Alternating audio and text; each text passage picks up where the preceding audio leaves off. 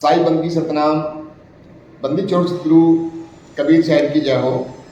आज हम जानेंगे सतगुरु नितिन साहब जी से एक सत्संग के माध्यम से कि इंसान जितना मर्जी भी धन दौलत गाड़ी बंगले कोठी सभी कमाने में इतना व्यस्त है कि उसको ये भी सुध नहीं है कि हमारा जो जन्म हुआ था वो किस लिए हुआ था।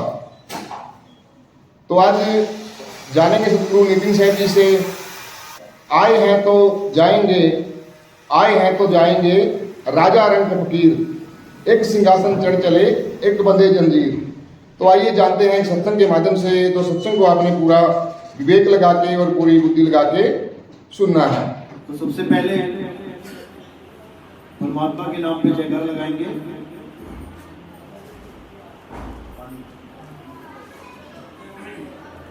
सबसे पहले मालिक के नाम पे जयकारा लगाएंगे, उसके बाद सत्संग शुरू करेंगे। बोलिए परमपिता परमात्मा की सतगुरु बंदी छोड़ कबीर साहिब की, सभी संतों की, सभी भक्तों की, सत्संग कराने वालों की, इनके माता पिता की, इनके बाल गोपाल की, सकल हंस को बंदगी साहेब बंदगी सतगुरु नितिन साहेब की। तो आज परमात्मा की अपार कृपा है जो कानपुर में ये मूल ज्ञान का सत्संग आयोजित किया गया, क्योंकि बहुत बड़े भाग होते हैं उन जीवों के जो इस मूल ज्ञान को सुन पाते हैं, क्योंकि ये ज्ञान सुनना ही दुर्लभ है। ये बहुत बड़ी किस्मत हो तब मिलता है ये ज्ञान, सुनने के लिए मात्र। और उससे भी बड़ी किस्मत उनकी होती है जो इसको समझ जाते हैं, क्योंकि सुनने वाले तो लाखों मिल जाएंगे, लेकिन समझने वाला उन लाखों में कोई एक होगा। इसलिए बोला गया लाखन में कोई समझ न पई है, कोटि मध्य जानेंगे। और कहे कबीर सुनो भाई साधो, हमें बिरले हंस पहचानेंगे। 1 लाख बंदों को सत्संग सुनाया जाए, उनको पता ही लगेगा हुआ क्या बोल दिया महात्मा जी ने। 1 करोड़ में अगर ये सत्संग किया जाए तब कहते हैं बिरले हंस, 10, 12, 15, 20, 25 लोग, वो भी परमात्मा की अपार कृपा हो जाए तो। नहीं तो समझने के बाद भी ये ज्ञान समझ में नहीं आता। ये ऐसा अटपटा ज्ञान है। अटपटा ज्ञान क्यों है? क्योंकि अटपट ज्ञान कबीर का झटपट लखा ना जाए, और जो इसको झटपट लखे तो सब खटपट मिट जाए। अटपटा इसलिए है ये क्योंकि तुम्हें इस ज्ञान के अलावा जितना भी अज्ञान सुना दिया गया है आज तक, तुमने उस पर विश्वास कर लिया है, अटूट विश्वास। अब जब तुमने अज्ञान पे ही विश्वास कर लिया, तुम्हें ज्ञान हजम कैसे हो? जहां तुम्हें ज्ञान की कोई बात बताए, अज्ञान को त्यागने की बात बताए, वहां तुम्हारी हालत खराब हो जाती है कि अरे भाई ये क्या हुआ। यानी जितना भी तुम अज्ञान आज तक लेके बैठे हो, अगर ज्ञान की एक रोशनी आ जाए तो सारे अज्ञान का नाश कर देवे। लेकिन जैसे अंधेरे में बैठे आदमी को अंधेरे से प्यार हो जाता है, अब उसकी आंखों में हल्की सी टॉर्च मार दो तुम, तो ऐसा बिलबिलाएगा, इतना गुस्सा हो जाएगा, क्या है रे मेरी आंखों में क्यों मुझे परेशान कर रहा है। जबकि तुम उसको अंधेरे से बाहर लाना चाहते हो, तुम चाहते हो कि वो ज्ञान में आ जाए, लेकिन वो ज्ञान ही उसे जहर लगने लग जाता है। बस यही दुविधा है। कोई भी गुरु है, आप किसी की भी शरण में हो, आप भूल जाओ कि आपका कोई गुरु है। अब सुनो ज्ञान, अब तुम्हें समझ में आएगा कि मैं उस गुरु के पास गया क्यों था। क्योंकि अगर तुम सत्य के अलावा किसी और लक्ष्य को प्राप्त करने के लिए गुरु के पास गए तो तुम्हारा कुछ बनने वाला नहीं। सत्य ही गुरु है, सत्य ही गुरु है। अब जितने भी गुरु बैठे हैं ये कुछ ना कुछ तो तुम्हें दे रहे हैं। ऐसा इस दुनिया में कोई गुरु है ही नहीं जो तुम्हें कुछ ना दे रहा हो। तो क्या सारे पूजनीय हैं? पूजनीय हैं। इसीलिए साहिब ने बोला, गुरु मेरे सब ही बड़े, अपनी अपनी ठौर। अब ये किनके लिए बोला? जो कहते हैं अरे गुरु होना चाहिए, मुक्ति मिल जाएगी चाहे कैसा ही हो, उनके लिए बोला कि समझाया उन्हें कि हर गुरु का एक ठौर होता है। पहली वाला गुरु कुछ और पढ़ाता है, दूसरी वाला कुछ और पढ़ाता है, 5वीं 8वीं 10वीं 12वीं वाले कुछ और पढ़ाते हैं। 12वीं के बाद आप MBBS में दाखिला ले सकते हो तो वो आपको बिल्कुल अलग ज्ञान बताएगा। लेकिन हम कहें नहीं, सारे गुरु डॉक्टर बना सकते हैं। पहली वाला गुरु भी डॉक्टर बना देगा, दूसरी वाला भी डॉक्टर बना देगा, 5वीं वाला भी डॉक्टर बना देगा, 10वीं वाला भी। तो तुमसे बड़ा मूर्ख कोई नहीं इस दुनिया में। इसीलिए कबीर साहब बार बार बताते हैं कि गुरु गुरु में भेद है, गुरु गुरु में भाव। सोई गुरु नित बंदिए, जो शब्द बतावे दाओ। दाओ क्यों बोला? कोई पहलवानी लगी है क्या यहाँ पे? कोई पहलवानी खेलनी है क्या? गुरु से ज्ञान लिया जाता है, दाव कैसे? दाव कौन सा ले? लेकिन सच यही है कि पहलवानी ही है यहाँ पे। तुम्हारा दंगल होगा, किसके साथ होगा? काल भगवान के साथ होगा। मृत्यु के साथ तुम्हारा मल्ल युद्ध होगा और वहां पर कोई गुरु बीच में नहीं आ पाएगा, तुम और तुम्हारी मौत। अब देखते हैं क्या करते हो। बड़े बड़े धुरंधर घुटनों पे आ जाते हैं मौत का विकराल रूप देख के। अब वहां पर कौन सा गुरु बचाएगा? शब्द गुरु। देही गुरु नहीं बचाएगा, भूल जाना इस बात को। इसीलिए बोला शब्द गुरु सुरत धुम चेला। सुरत उसका चेला है, किसका? शब्द गुरु का। लेकिन शब्द गुरु का भेद कौन बताए? सारे तो देही गुरु में फंसे पड़े हैं। तो साहिब क्या कह रहे हैं? अरे गुरु को देही जानते तो नर कहिए अंध, और रहे दुखी संसार में आगे जम के फंद। जो गुरु को देही मान के बैठे हैं। गुरुजी कौन है? ये है हमारे गुरुजी, फोटो लगी हुई है किसी गुरु की। अरे भाई ये तुम्हारा गुरु कैसे हो गया? ये तो गुरु का शरीर है। जैसे मैं कुर्ता टांग जाऊं, यहाँ पे कोई कहे नितिन दास, ये लटका है नितिन दास। अरे भाई नितिन दास का कुर्ता है ये, नितिन दास नहीं है। ये जितने भी शरीरों की पूजा हो रही है इस संसार में, ये सब शरीर हैं, ये आत्मा नहीं है। इन शरीरों को चलाने वाली जो आत्मा है उसके बारे में कोई जानता ही नहीं। कृष्ण जी की पूजा कर रहे हैं, किसकी कर रहे हैं? कृष्ण जी के शरीर की। और जो कृष्ण जी है वो कौन है? वो तुम्हें सपने में भी नहीं पता लग सकता। राम जी की पूजा हो रही है, लेकिन किसकी कर रहे हो? राम जी के शरीर की। तो राम जी कौन है? कभी सपने में भी नहीं जान सकते कि राम जी कौन। पूजा तो बहुत दूर की बात है। इसी प्रकार ये जितने भी शरीर हैं, ये क्या है? ये 10 इंद्रियों का बंडल है। जैसे कार क्या है? बहुत सारे पार्ट्स का जोड़ है। लाइट है, टायर है, इंजन है, दरवाजे हैं, खिड़की है, कांच है, सारी मिला के कार है। सारे पार्ट्स खोल के बिछा दो, अब उसमें कार ढूंढो कहां है? सारे पार्ट्स नट बोल्ट खोल के बिछा दो पूरी गाड़ी, अब उसमें कार ढूंढो, कौन सी है कार? तुम कार कभी जीवन में नहीं ढूंढ पाओगे। इसी प्रकार 10 इंद्रियां होती हैं। 5 कर्म इंद्रियां, 5 ज्ञान इंद्रियां। जिनसे हमें ज्ञान होता है वो ज्ञान इंद्रियां, और जिनसे हम कर्म करते हैं वो कर्म इंद्रियां। अब 10 इंद्रियां अलग अलग खूंटी पे टांग दो। कौन कौन सी इंद्रियां होती हैं? 5 कर्म इंद्रियां। कौन कौन सी? हाथ करते हैं, पैर, मुख बोल के कर्म करते हैं, लिंग, गुदा, ये 5 कर्म इंद्रियां, 5 ज्ञान इंद्रियां कौन सी हैं?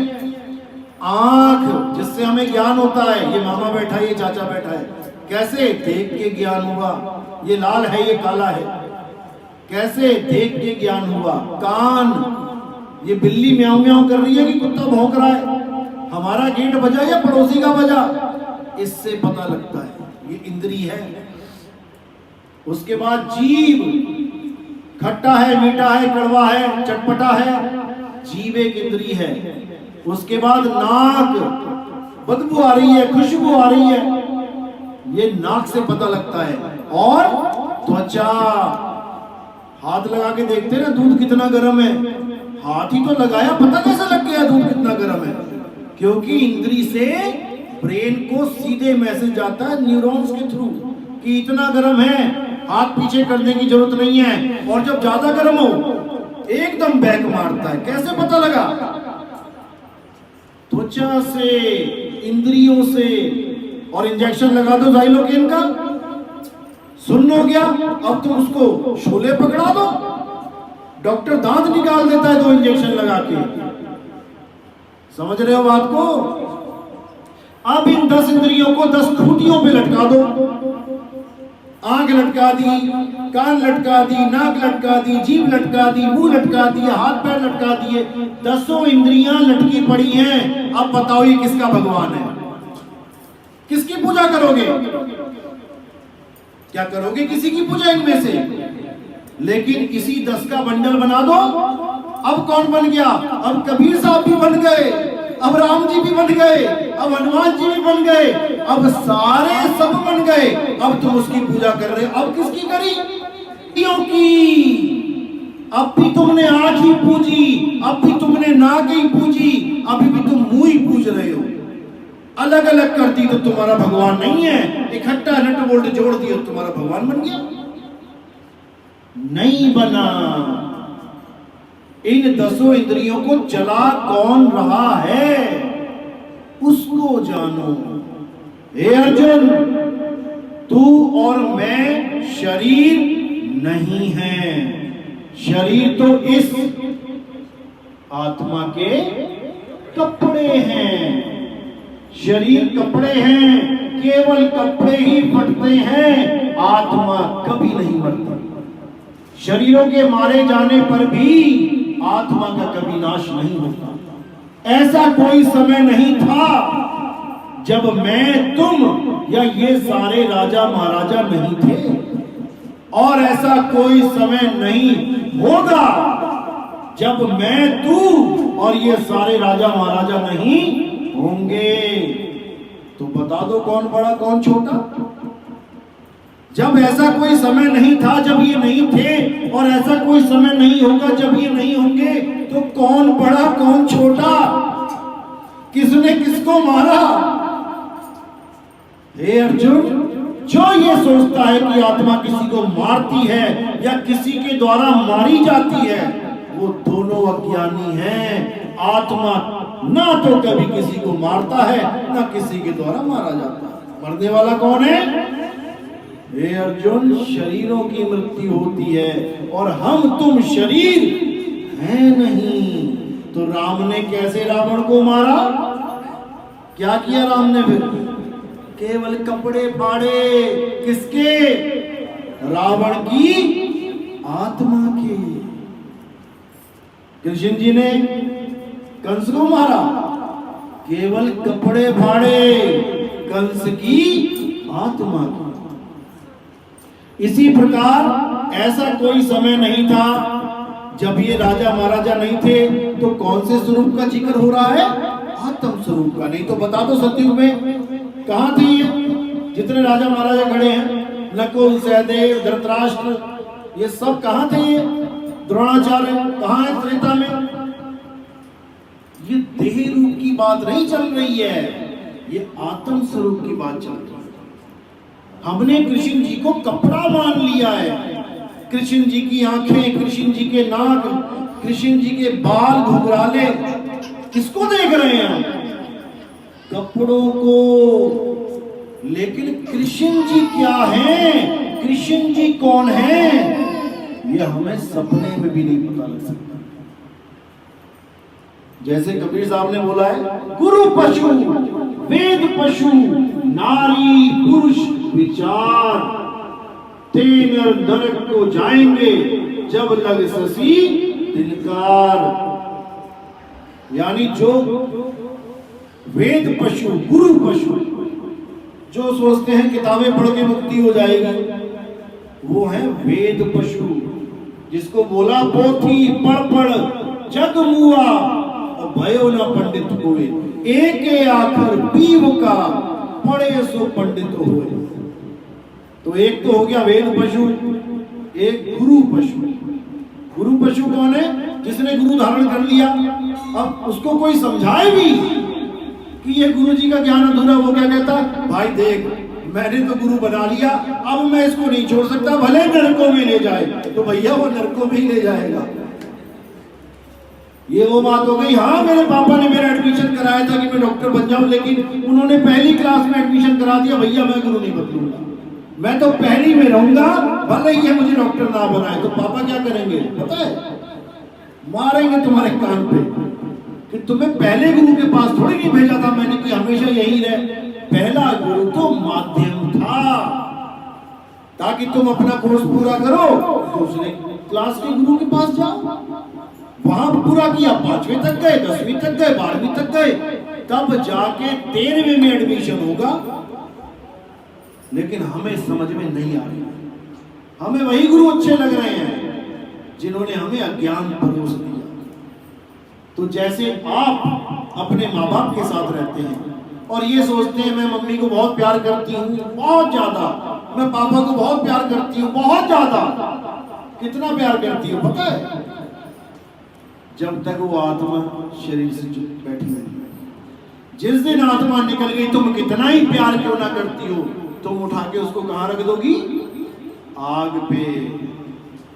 और जब तक आत्मा है, कभी माचिस भी लगा के दिखाना मम्मी को, लगा दोगी तुम? क्या नहीं लगा सकती, तो तुम मम्मी से प्यार नहीं करती, वरना रखती ना कभी आग पे।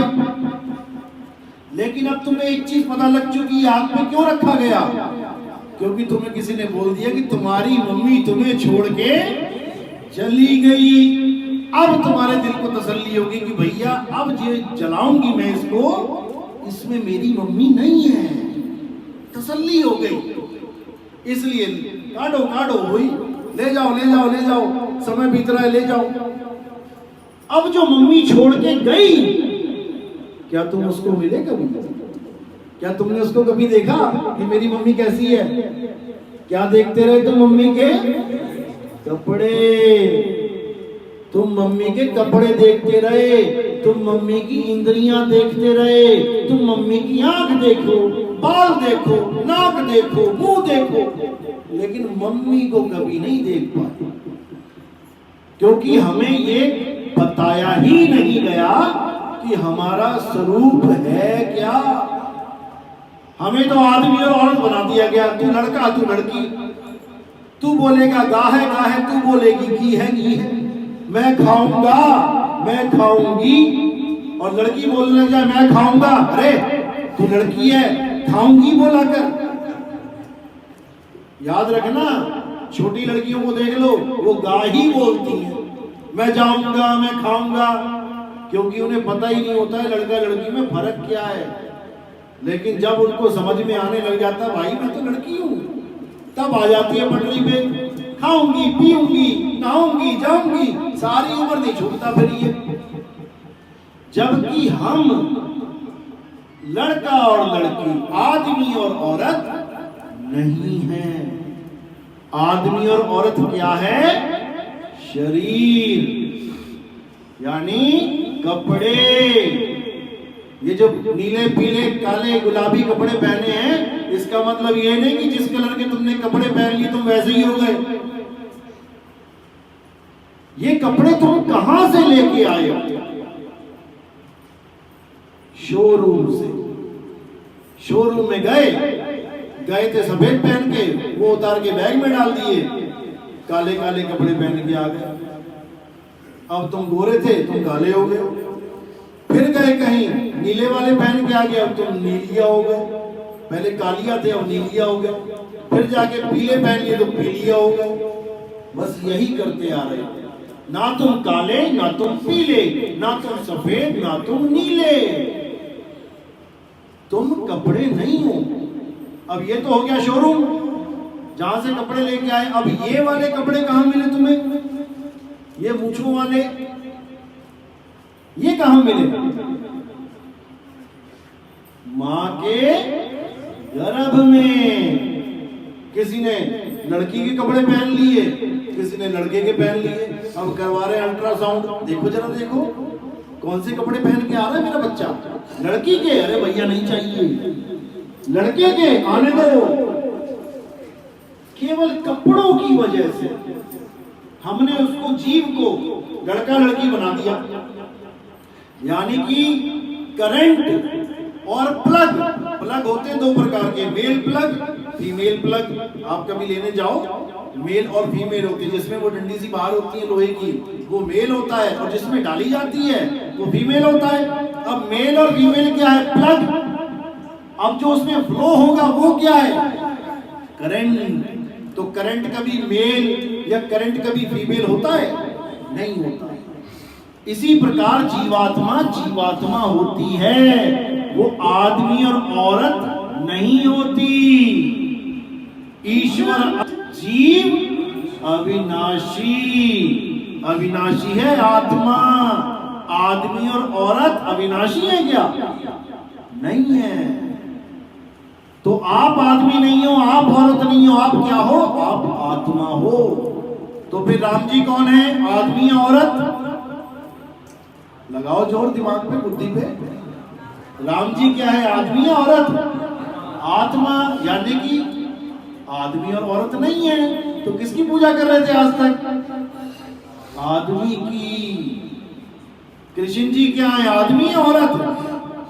आत्मा है। राधा क्या है? औरत है क्या? मीराबाई क्या औरत है क्या? कबीर साहब रविदास जी आदमी है क्या? ये तुम्हारी गलत फहमी है। अब जिसको जानना था आत्मा को, उसको जाना नहीं, और जिसको त्यागना था शरीरों को, उसको पूजने लग गए। हे अर्जुन, मुझे ठीक से ना जानने के कारण लोग मुझे इंसान जैसा समझते हैं।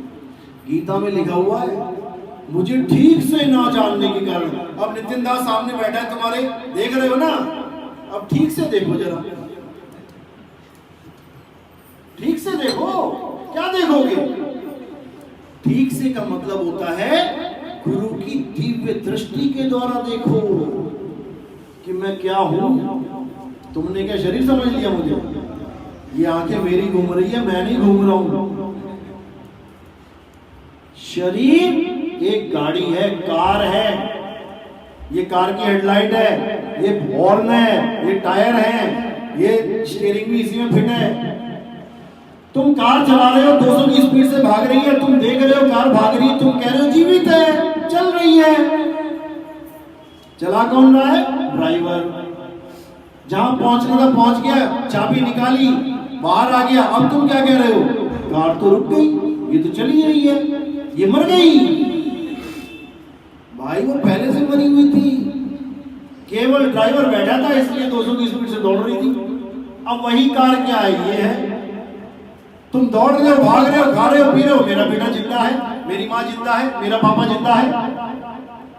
और जैसी समय पूरा हुआ, चाबी निकाल के पापा जी निकल गए, मेरे पापा मर गए। अरे वो कार थी पापा की, पापा नहीं मर गए। पापा तो छोड़ के कार को चले गए। तो कोई चला जाए कहीं पे तो उसको मरना कहते हैं क्या? अभी तुम लोग दरवाजे लगा के आए हो, ताला लगा के, कोई कहे अरे ताला लगा, ये तो मर गया। भैया मर नहीं गया, सत्संग में गया है, थोड़े दिनों बाद वापस आ जाएगा। तो जाने को मरना कब से कहने लगे? तुम्हारे पिताजी मर गए, तुम्हारे पिताजी मर गए। भैया पिताजी मर गए तो स्वर्ग में वास कौन कर रहा है? ये क्यों लिखवा रखा है कि मेरे पिताजी का स्वर्गवास हो गया? जब मर ही गए तो स्वर्ग में कौन बैठा है जाके? इसी को भरम को तोड़ते हुए कबीर साहब ने क्या बोला, अरे पानी में कौन में कौन, और मैं तो से पूछूं पंडिता इनमें मरा कौन, कौन मरा और किसका क्रियाक्रम कर रहे हो। इस पिंजड़े में तोता बैठा है, ये काया एक पिंजड़ा है, इसमें जीवात्मा रूपी तोता बैठा है। सारी उम्र तोता मिट्ठू मिट्ठू मिट्ठू कर रहा है, और तुम कह रहे हो तोता जो मिट्ठू मिट्ठू कर रहा है, तुम कह रहे हो कि पिंजड़ा जीवित है, क्योंकि पिंजड़े में तोता है, तोता दिखाई नहीं दे रहा है, ऐसा लग रहा है कि पिंजड़ा बोल रहा है। ये शरीर क्या है, पिंजड़ा, 5 तत्व का पिंजड़ा। अब पिंजड़ा का जो मुंह है ये, अब ये हिलता हुआ दिख रहा है पिंजड़ा तुम्हें, तो तुम्हें लग रहा है कि ये पिंजड़ा बोल रहा है। और बोल कौन रहा है, तोता। बोलते बोलते बोलते तोते को एक दिन क्या हुआ, तोते का समय पूरा हो गया, तोते ने मारी उड़ारी, चला गया। अब रह क्या गया, पिंजड़ा। जैसे तुम्हारे पिताजी थे, बोल रहे थे इस काया के पीछे से, निकल गए। अब क्या बचा, पिताजी की लाश यानी पिंजड़ा।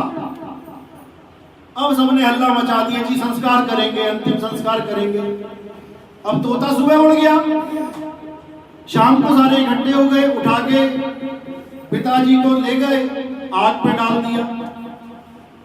अब अंतिम संस्कार कर दिया तो किसका किया, तोता तो सुबह ही उड़ गया था, पिंजड़ा पड़ा हुआ था, पिंजड़ा लाद के ले गए, पिंजड़े को जला दिया। तो संस्कार किसका किया, तोते का कि पिंजड़े का, पिंजड़े का। तो मुक्ति किसको मिलनी चाहिए, तोते को कि पिंजड़े को, पिंजड़े को। तोता तो उड़ गया और पिंजड़े को मुक्ति दे दी तुमने। दिक्कत यही है, या तो तोते को पकड़ के लेके आओ कि भैया चल तेरा संस्कार करना है, तोता तो निकल गया, कोई पकड़ ना पाया उसे, और पीछे पिंजड़े को कह रहे हैं कि पिंजड़े का संस्कार नहीं किया तो पिंजड़ा भूत बन के घूमेगा। कमाल कर दी तुमने। यही भरम भूत सकल जग खाया, बीजक की वाणी कि ये ऐसा भ्रमित हो गया ये जीव कि ये सोच ही नहीं सकता कि मेरा स्वरूप क्या है। इसीलिए अर्जुन को इतना समझाया गया, अर्जुन तू भीष्म पिता को चाहकर भी नहीं मार सकता, तू द्रोणाचार्य को चाहकर भी नहीं मार सकता, तेरे ना मारने पर भी इनके शरीर एक दिन मर जाएंगे, लेकिन फिर तेरा यश नहीं होगा, लोग तुझे याद नहीं करेंगे कि तूने धर्म के नाम पे युद्ध किया था, मर तो उन्होंने वैसे भी जाना है। इसलिए हे अर्जुन शस्त्र उठा और इनके शरीरों का नाश कर।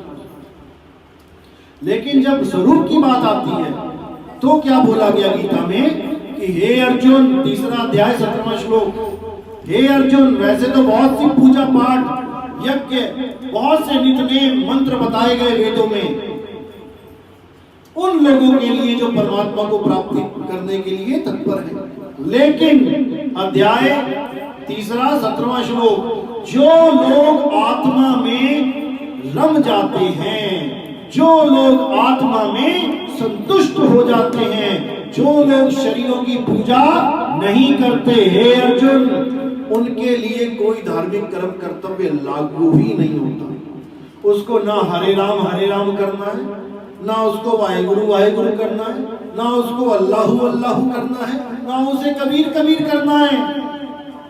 वो केवल अपनी आत्मा को जाने, और कैसे जानेगा, 4था अध्याय 34वां श्लोक, हे अर्जुन अगर तुम सत्य को जानना चाहते हो, सत्य क्या है, आत्मा ही सत्य है, जिसको कोई काट नहीं सकता, जला नहीं सकता, वायु सुखा नहीं सकती, जल भिगो नहीं सकता, वो है परम सत्य, ना कि शरीर सत्य है। शरीर तो परिवर्तनशील है, हे अर्जुन जो परिवर्तनशील है वही माया है, और जो सत्य आत्मा है वो अपरिवर्तनशील है, अचल है, वो चलती नहीं है, वो अडोल है, वो नित्य है, शाश्वत है, सनातन है। आत्मा की पूजा करने वाले ही सनातन धर्म के वंशज हैं, और जो शरीरों को पूजते हैं वो सनातन नहीं है, क्योंकि वो उसको परम मान बैठते हैं जो पैदा होता है। जिसका नाश होगा, जो बदल जाता है। देखो शरीर बदल रहा है कि नहीं? जब पैदा हुए थे कबीर जी, राम जी, हनुमान जी, जितने भी हैं वो छोटे से। देखो कबीर साहब की भी छोटी सी फोटो है, भले वो प्रकट हुए लेकिन फोटो तो बच्चे वाली है ना। और देखते देखते देखते दाढ़ी आ गई, सफेद हो गई, तो क्या वो पूजनीय रहे? नहीं रहे। यानी शारीरिक रूप में वो पूजनीय नहीं रहे, लेकिन आत्मिक रूप में वो सदा हमारे गुरु हैं। इसी प्रकार शरीरों की पूजा नहीं करनी चाहिए। इसीलिए मुसलमान हमें काफिर कहते हैं। क्यों? क्योंकि उनके में भी यही लिखा हुआ है कि जो शरीरों की पूजा करता है वो काफिर है, अज्ञानी है। यही हमारी गीता में लिखा है। हे अर्जुन, 7वां अध्याय पढ़ो। जो अल्प बुद्धि वाले जीव हैं, जिनकी बुद्धि कम है, वो देवताओं की शरण में जाते हैं, देवताओं की पूजा करते हैं। मैं उन मूर्खों के लिए कभी प्रकट नहीं होता। क्यों? क्योंकि हे अर्जुन, देवताओं की पूजा करने वाले देवलोक को जाते हैं, पितरों की पूजा करने वाले पितरलोक को जाते हैं, भूत प्रेतों की पूजा करने वाले भूतों में जन्म लेते हैं। लेकिन जो मेरे असली तत्व ज्ञान को जानते हैं, यानी जो मुझे तत्व रूप में जानते हैं कि मैं क्या हूं, केवल वही मेरे परम धाम को पहुंचते हैं। नहीं तो शरीरों में उलझे रहोगे। अंत समय में जो जिसकी साधना करता है, जो जिसका रूप ध्याता है, अंत में वो उसी में लय हो जाता है। यानी अगर तुमने सांपों को दूध पिलाया है तो मरते हुए तुम्हारे सामने सांप आएंगे और तुम्हें सांपों के बीच में जन्म लेना पड़ेगा। अगर तुमने खूब पितरों की पूजा करी है तो तुम्हें अंत समय में पितर ही लेने आएंगे और तुम पितरों के बीच में भूखे रहोगे। वहीं साल में एक बार खाना खिलाते हो? कितनी बार खिलाते हो?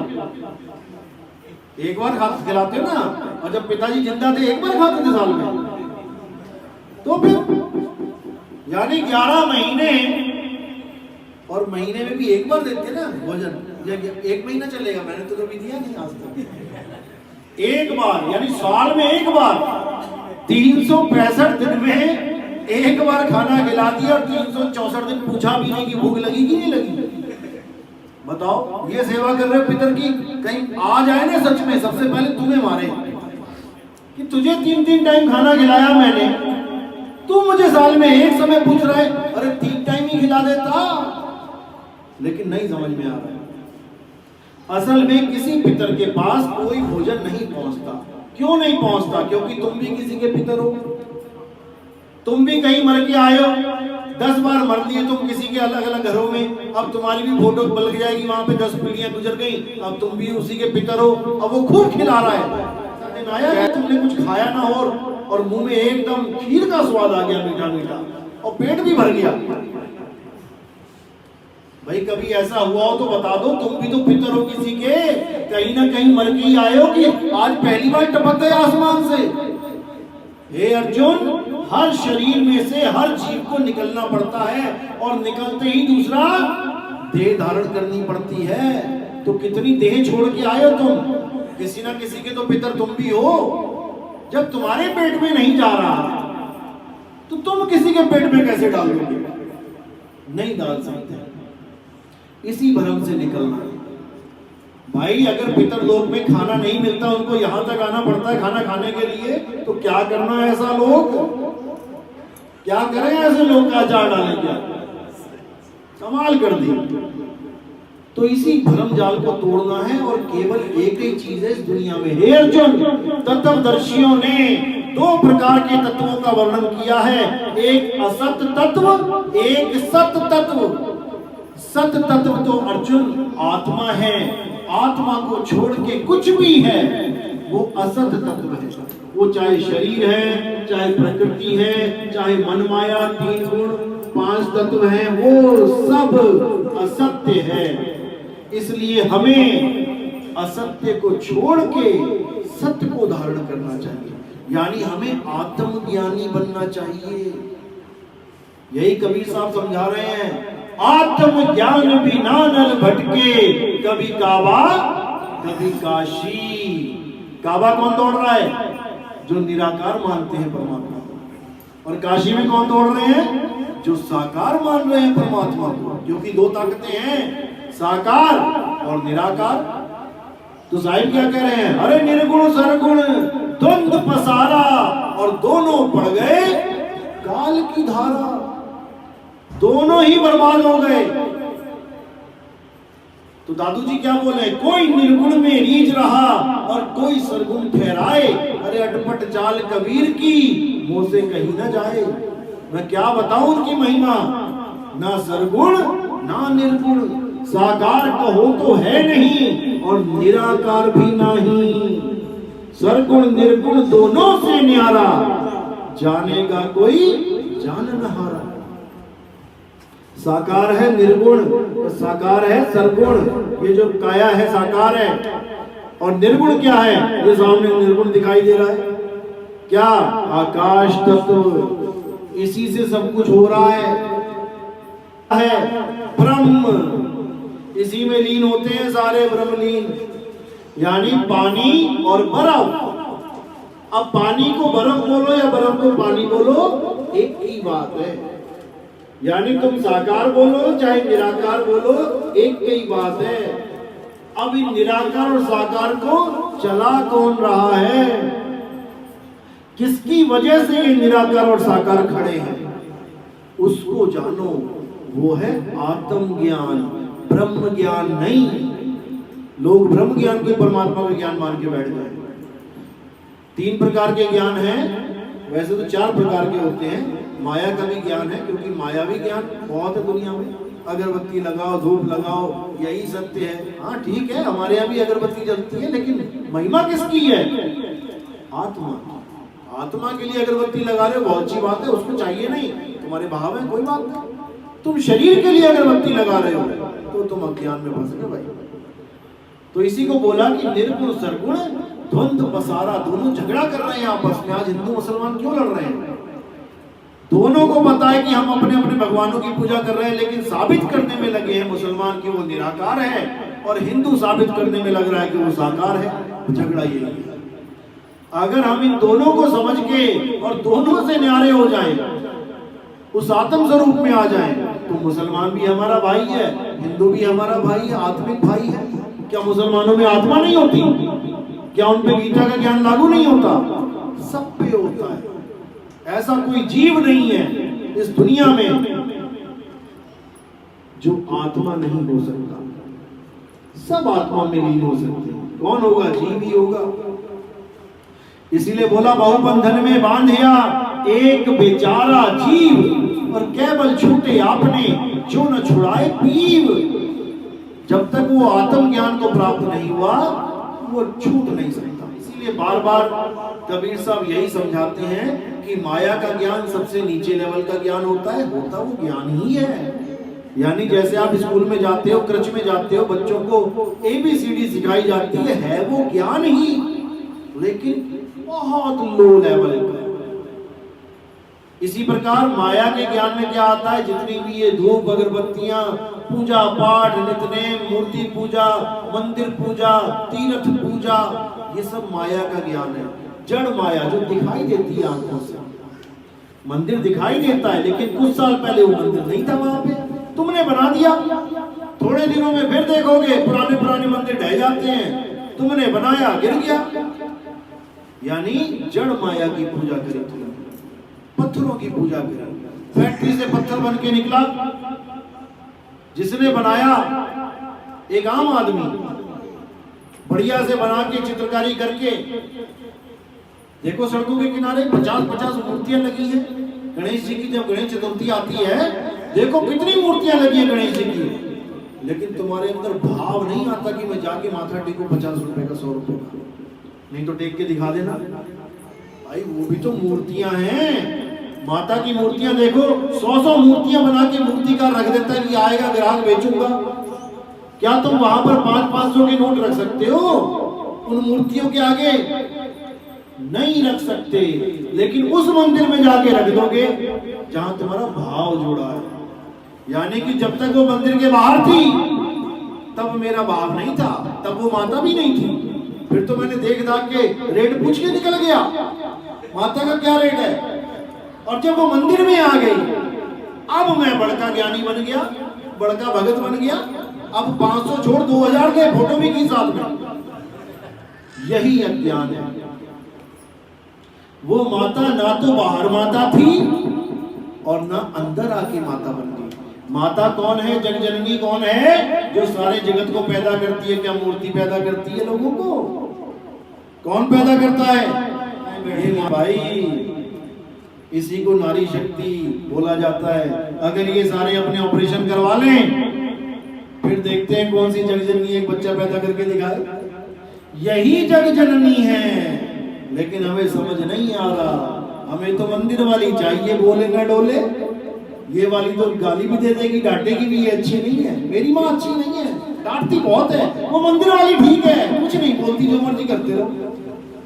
तो भैया ऐसे बातें बने। ना तो माता कोई शरीर है, ना राम कृष्ण जी कोई शरीर है, ना हम और तुम कोई शरीर है।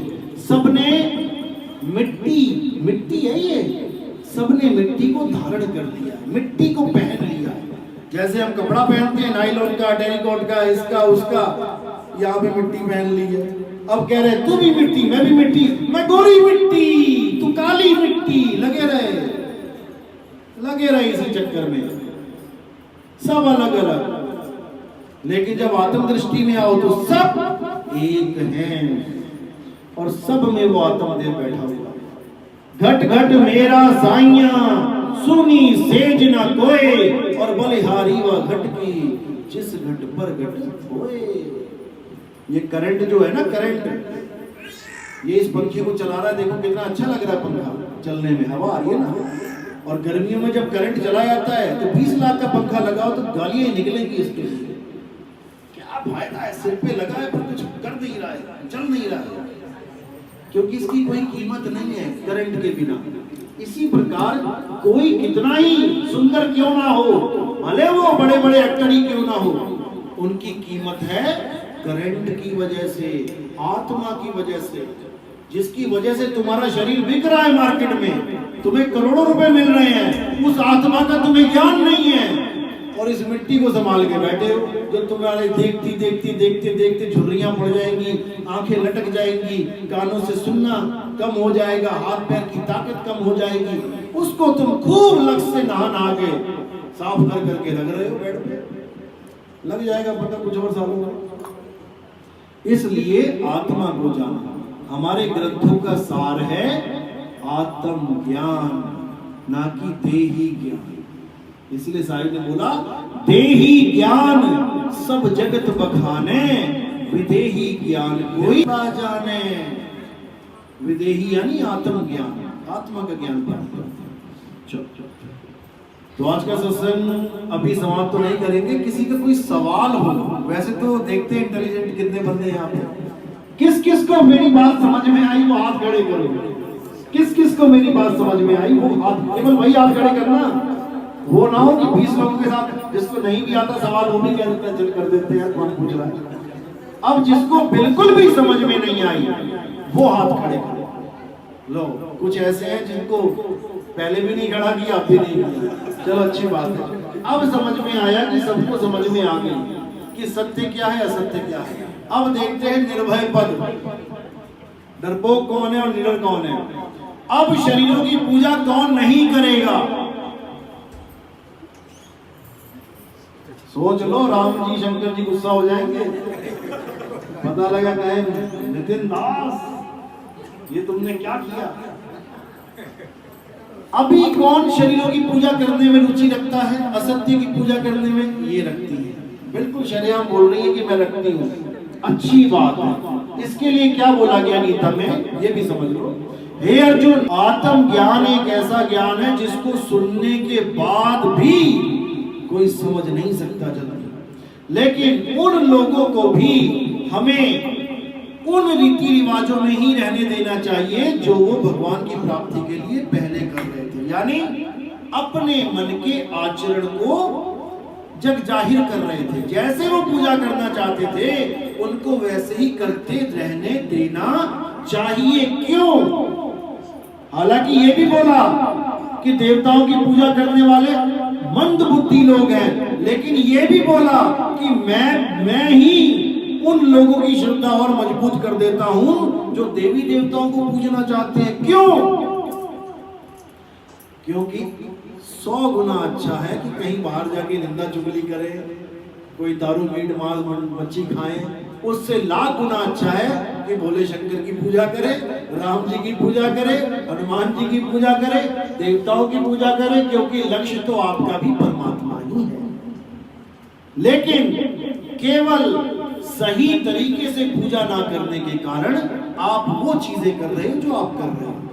अगर कोई गुरु धारण कर लोगे तो आपकी त्रुटिपूर्ण भक्ति को सही करके आपको दे दिया जाएगा। जैसे आप चाय बनाना चाहते हैं तो आपने क्या किया, आपने तेल लिया, तेल में चाय पत्ती डाली, खूब सेकी, बढ़िया करके उबाली, उसके बाद दूध डाल दिया, चीनी डाल दी, बन गई चाय। बनाना तो आप चाहते चाय ही थी, लेकिन आपने कोई गुरु धारण ही नहीं किया तो आपने ऐसी चाय बना दी। अब इसी को बंदा ठीक कर देगा, इसी को कहते हैं गुरु जी से ज्ञान लिया। यानी जो मैं पहले कर रहा था भगवान को पाने के लिए, उसको मैंने मनमाने आचरण को त्याग दिया। क्योंकि गीता में लिखा है जो लोग मनमाना आचरण करते हैं और बिना शास्त्रों के, यानी शास्त्रों में जो लिखा है उसको नहीं मानते, उन लोगों को कभी मुक्ति नहीं मिलती। वो लोग ऐसे ही जन्मों जन्मों तक भटकते रहते हैं, लेकिन कभी ना कभी मालिक की दया होती है और उनके बंद कपाट खुल जाते हैं और वो मेरे कहे ज्ञान को, जो मैंने गीता में बोला है, वो समझने लग जाते हैं। क्योंकि कृष्ण जी उन लोगों को बिल्कुल पसंद नहीं करते जो उनकी बात को तो ना माने लेकिन कृष्ण जी को माने। फिर समझ लो, यानी एक पिता है जिसका पुत्र ये तो मानता है कि तू मेरा बाप है, लेकिन उस बाप की कहीं एक बात नहीं मानता, तो वो बाप क्या करता है, पड़ोसी के पास जाके, यार कैसा बेटा पैदा हो गया, इससे अच्छा तो होता ही ना।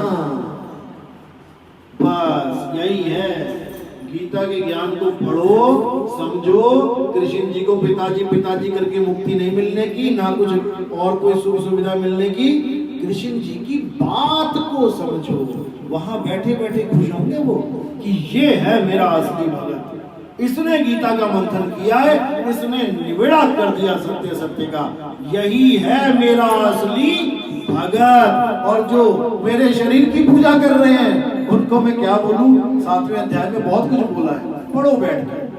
जिसको नहीं समझ में आते हैं, वो गीता रखी है हमारे पास, पढ़ो उसको, फिर समझ में आएगा। तो किसी का कोई सवाल है वो पूछ सकता है, क्योंकि देखो कोई गुरु अपने मंच में जल्दी सवाल पूछने नहीं देता, लेकिन